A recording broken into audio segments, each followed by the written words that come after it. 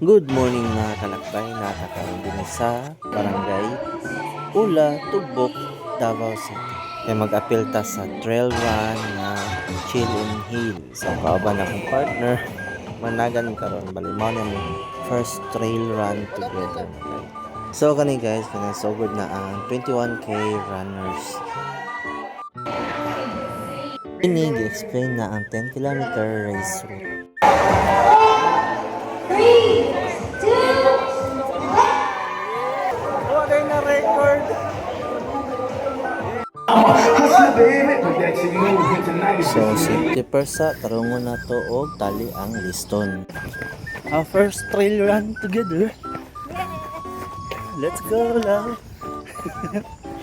So ang route dinhi guys kay na ay road, na ay trail, na po yung mga forest lusutan. So runnable lang po tayo siya.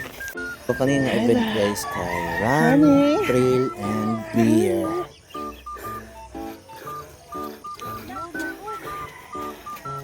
Road na ta. Oh, good morning Station 1. Chill in. Nice po mga aid station din guys. Kaya nag-grab foods tapos sa turning point na mo nga aid station kanapoy lechon. Morning. Morning. So din na route guys, kaya din na tong medyo na ay uphill, downhill o maka river cross gamay.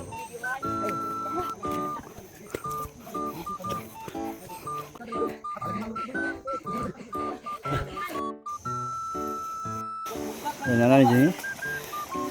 Sapa. Ay lang. Go sir. Kami na po. Go love.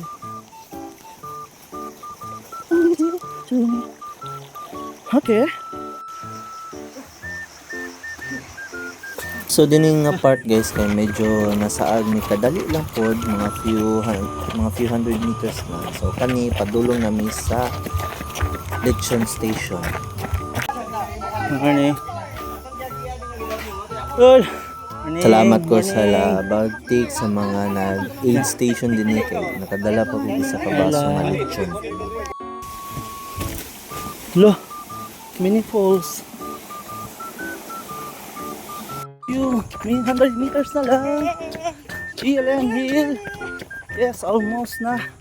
Mag-finish. Congrats to us, our first trail run together. So no matter what, keep pushing, keep moving forward. Let's go! Beer station. Na nagyod mi dinhi. Lo. In fairness guys no, after sa trail run, pinaka oras nagdagan, lami jud ang beer kay bugnaw. Exciting everyone, boys! Iniwan ang time karon, boys running in trails karong October 25. See you there! So na-finish na jud namo ang Chill and Hill 10 km, so mostly mga 12 km na. Pausap pa na mo nag-count-count. Paningkamon! All in all, congrats sa event, congrats to us, and congrats to all runners.